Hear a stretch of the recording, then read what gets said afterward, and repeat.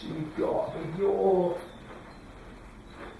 you're this guy who turn stops, extension kicks in, so we've said before, belt buckle would do this, would never do this.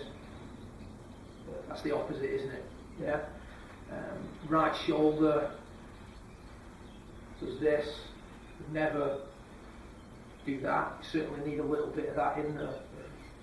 One of the things you see a lot of online at the minute are guys who are sort of demonstrating this move.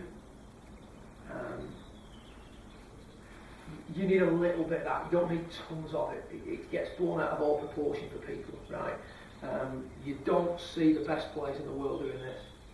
But if you're a guy who, so if you're Googling things or you're going on YouTube and you see that, if you're a guy who really slides his hips, gets the right shoulder dropping behind him and dropping under, then introducing an element of that could be quite appropriate and a decent fix for you. Yeah.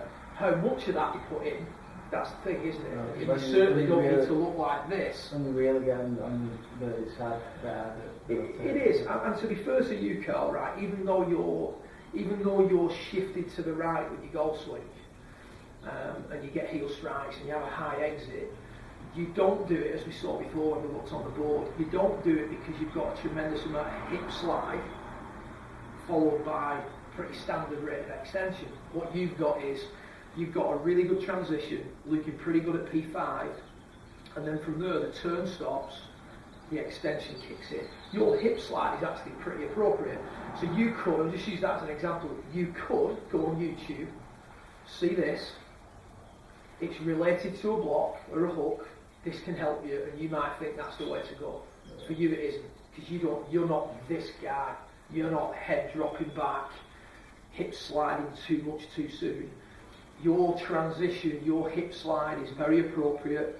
Left arm's in a good position at P5, shaft's in a good position at P5.